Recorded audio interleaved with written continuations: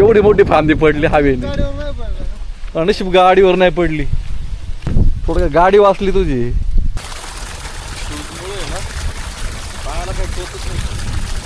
Blog आपण गावाच्या बाहेर चाललो संपलेली. आता आपण तांबळं खायला चाललं. पण आपले माळशिरसच्या घाटा खालून बेलपाडा गावातून काही आपले मित्रमंडळी आलेले आहेत. कोण कोण आहे? आता हा पिंपळवंडीचा छोटासा ब्लॉग कसा होतोय बघूया. आता आपण पिंपळवंडी काळवाडी या रोडला आहे.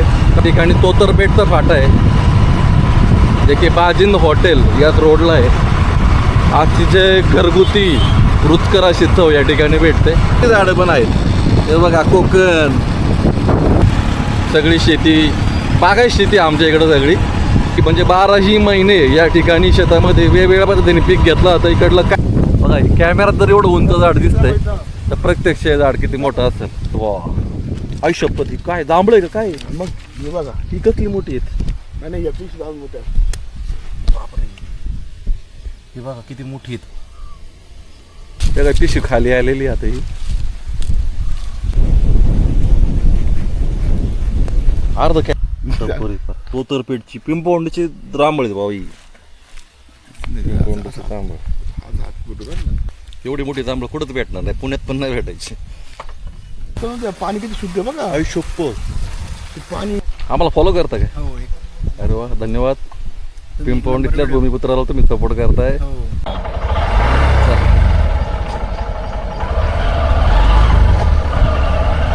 ब्लॉग सकाळचे जवळपास 9 वाजलेले आणि आता आपण गावाच्या बाहेर चाललो. विशेष असं काय नाही व्हिडिओचं. पण आज आपण डोंगराची काळी महिना जवळजवळ संपलेली. आता आपण जांभळं खायला चाललो. तर जांभळं खायला आपल्याबरोबर बाळा आहे. बाळा राईटला ये. राईटला तू राईटला जा. अरे तू राईटला जा. सकाळी बाळाकडे गेलो तो बाळा भेटला. बाळाची तब्येत खराब आहे. आता जांभळं काढायला जाऊ. आता काय पाऊस कुठं नाही आहे त्याच्यामुळे हो जा. पण आपले माळशिरसच्या घाटा खालून बेलपाडा गावातून काही आपले मित्रमंडळी आलेले आहेत. कोण कोण आहे? रामदास कमळू कृष्ण आहे का? रामदास आणि कृष्ण आलेलं आहे. बरं ही लोक अशी एवढे डेंजर आहेत ना. यांच्या नळीची वाट माकडना चढायला म्हणजे ट्रेकर म्हणजे एक नंबर. आणि झाडं पण खूप भयानक अशा झाडं चढतात. आता ते जांभळं कसे काढतात त्याचा आज व्हिडिओ करतोय. सकाळी उठलो 8 तासात बाहेर पडलो. तर चला बघूया आता हा पिंपळवंडीचा छोटासा ब्लॉग कसा होतोय बघूया. आता आपण पिंपळवंडी काळवाडी या रोडला आहे. काळवाडीनंतर उमरज लागतं आणि या ठिकाणी तोतरपेठचा फाटा आहे जे की बाजिंद हॉटेल याच रोडला आहे. आज तिचे घरगुती रुचकर अशी चव या ठिकाणी भेटते. तर सरळ काळवाडी उमरज आहे. आता आपण तोतरपेठच्या दिशेला जाऊया.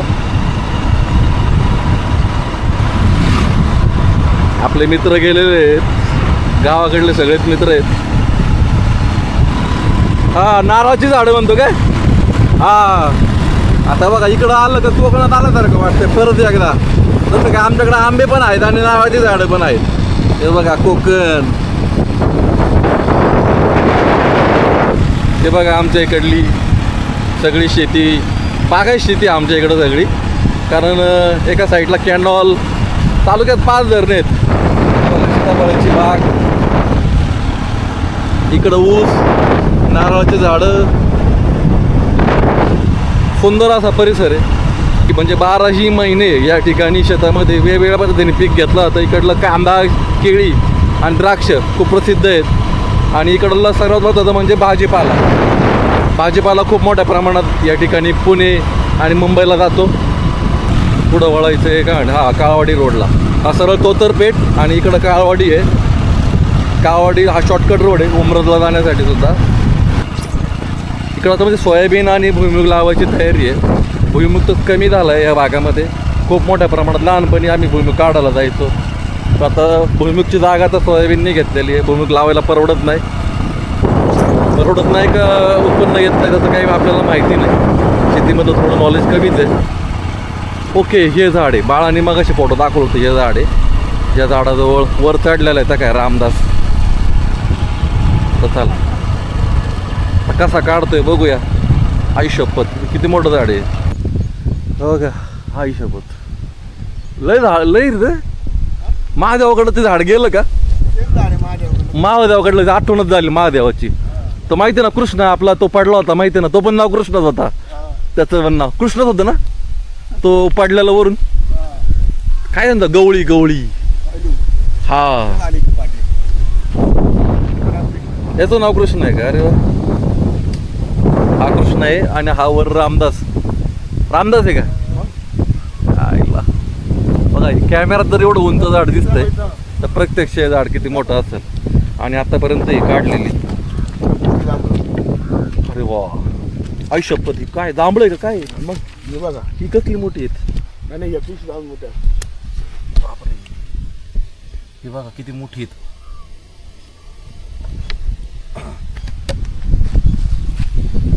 हे एवढं मोठं दिसतंय म्हणजे मोठ्या सुपारीपेक्षा पण मोठे. तुझं काय नाव. कृष्ण. कृष्ण काय. तेलम. तेलम म्हणजे बेल पाडायचं ना. हा एकच अंगण. हा का एकच. अरे तू कमा सारखंच दिसतोय. मुलगा आहे. अरे तिच्या त्याला पिशवी खाली आलेली आता ही. तर बेलपाड्यावर तुम्ही या भागात सगळे जांभळं काढायला येतात का वर या साईडला. आणि कसं घेता हिशोब कसा असतो. हा 150 रुपये कॅरेट.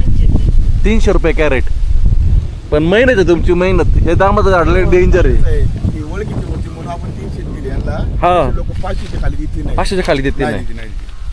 ओळखीची होती ना. ओळखीची होती हा, म्हणून. असं. पण हे झाड उंचावर आहे पण तसं रेट कमी जास्त होत असेल ना. अरे तू मालक मला बा तुमच्या जिम्मेदारीवर चढवा. उद्या काय झालं तर कोण जबाबदार. ते स्वतःच काढत नसेल नाही, वर्षानुवर्ष. ते नकोच म्हणले ते उद्या काय झालं तर त्याच्यामुळे म्हणले हा. आम्ही आमची जिम्मेदारी चाटू. नाही ते हे झाड रिस्की आहे ना. पोकळ असं झाड कधी खाली पडू शकतं. अशी आडवी भांटी असते ना त्याच्यावर जायचं नसतं जांभळं. ती आडवी असते ना खाली ते ना हा सरळ भांटी ना एवढं काय. बरोबर बरोबर. चला ही पिशवी लावलेली त्यांनी हाताला जेवढे लागेल तेवढे तोडतं ना विकण्यासाठी. करवंद विकण्यासाठी ही लोक मे महिन्यात म्हणजे एप्रिल मे मध्ये करवंद आणि जांभळाच्या सीझनला आपल्या भागामध्ये येतात. शक्यतो बऱ्याचदा राहायची सोय नसते पण आपल्या टेरेसवर पण सोय झालेली. आणि बाळाचं एक त्यांचं रिलेशन चांगलं आहे त्याच्यामुळे बाळाकडं 5-6 लोक तर आरामात मुक्कामाला असतात तुझ्याकडे नाही का. मजा आहे मग. राहण्याची सगळी सोय तिथं होती. बस. आणि जेवणाचे काय तुझी मम्मी तर एक नंबर आहे जेवायला घालाय. अर्ध कॅरेट झालं वाटतं. किती वेळ लागला याला तसं सकाळपासून कधी सुरुवात केली. 9 वाजता. आणि तू कुठं कमळाच्या कुठं राहिलाय. बाजूलाच आहे का. एकच अंगण आहे का. म्हणजे तुमच्याच अंगणातून जावं लागतं का कमळाकडे. बरोबर बरोबर. अरे मागच्या वेळेस चांगला योग आला पण आम्ही आला रिटर्न यावं लागलं. तोतरपेठची पिंपवंडीची रांबळी बाई.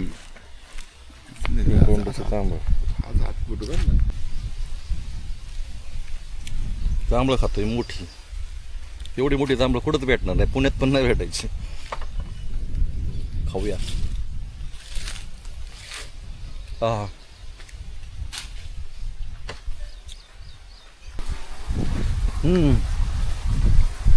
जुनं विटाचं बांधकाम आहे. पाणी किती शुद्ध आहे बघा. आयुष्य ते पाणी क्रिस्टल क्लिअर आहे पार. बोर आहे. हो ना आडवा बोर आहे. हा 100% एवढा खाली. उंच झाड आहे जरा जपून करायचं बुवा काम.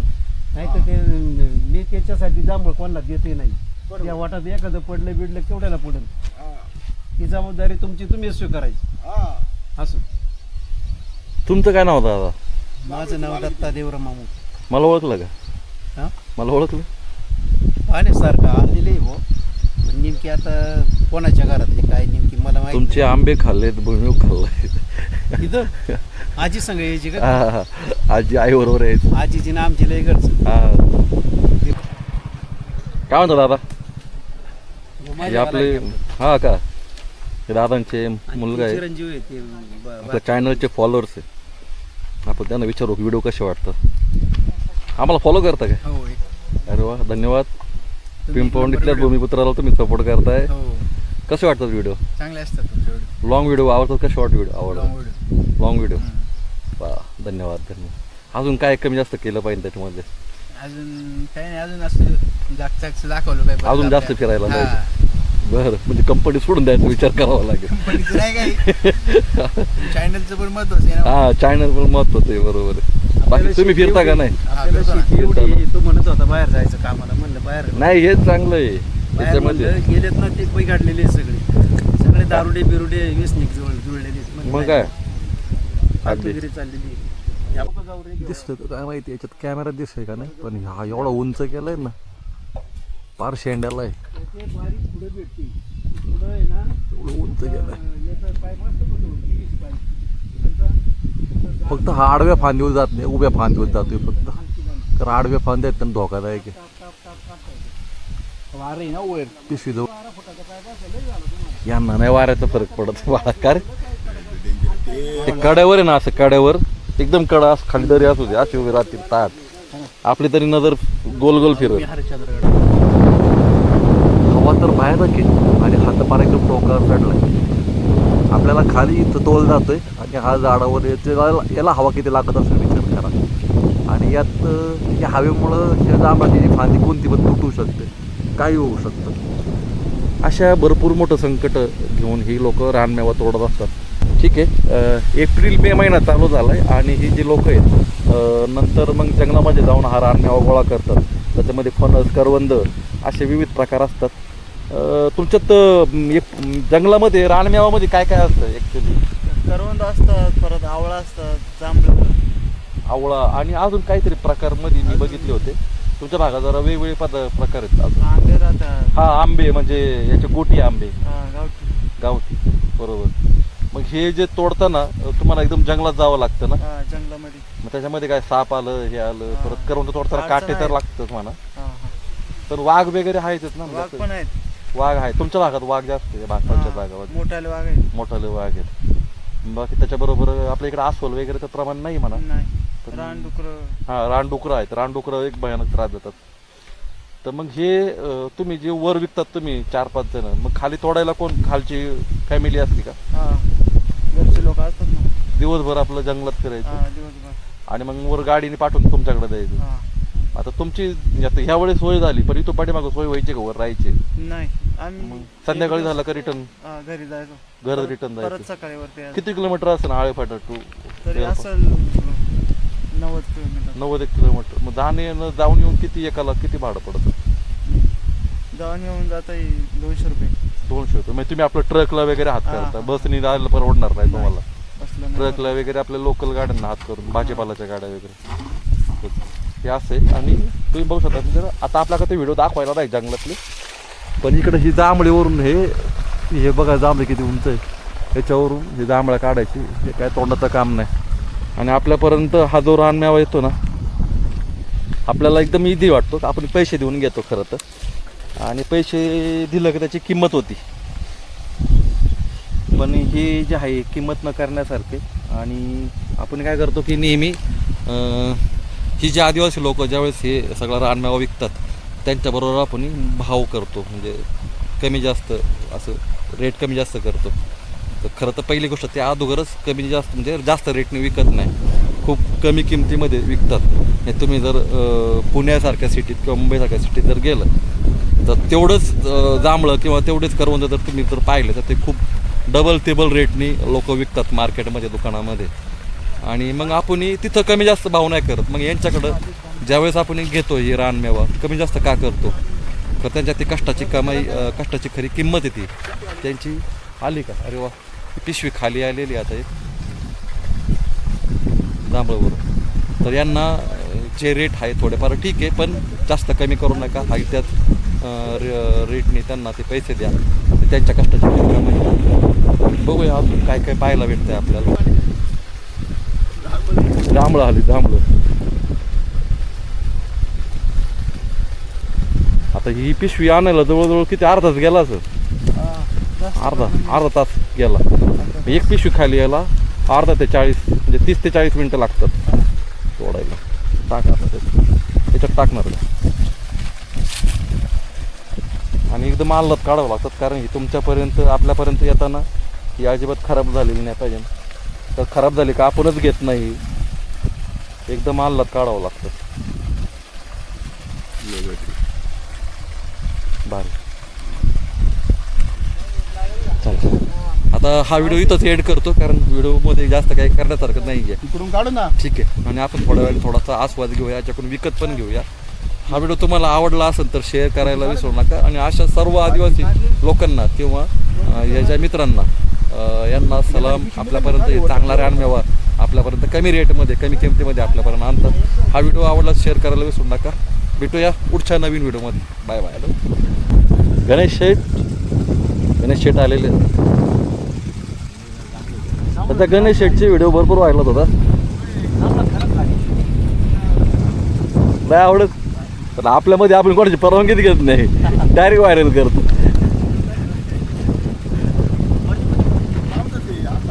पिंपवंडी सदस्य आलेले आहेत या ठिकाणी जांभळं खायला. व्हिडिओ एंड केलाय पण परत स्टार्ट करू, एवढं काय त्याच्यात. काय मग कसं वाटतंय जांभळा खाली? एक नंबर. सेल साठी चालवलेले आहेत का? सेल आउट करायला चालवले. त्या काय तो वर पिशवी घेऊन गेलाय आता, तर वर काढतोय तो खाली. आणि पिशवी जेवढी हाताला लागेल तेवढीच काढतो. हो हो.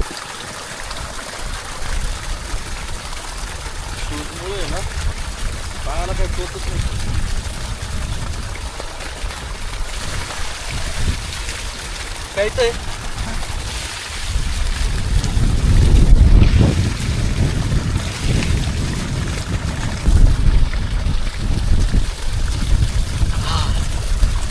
काय माहिती व्हिडिओ मध्ये.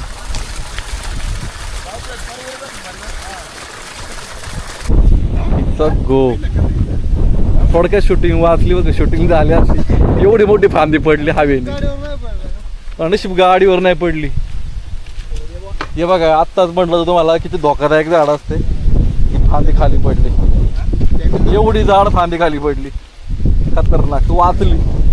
हे तो दोघं जण बसले तिथं आंबळं गोळा करत. मर्द जड आहे.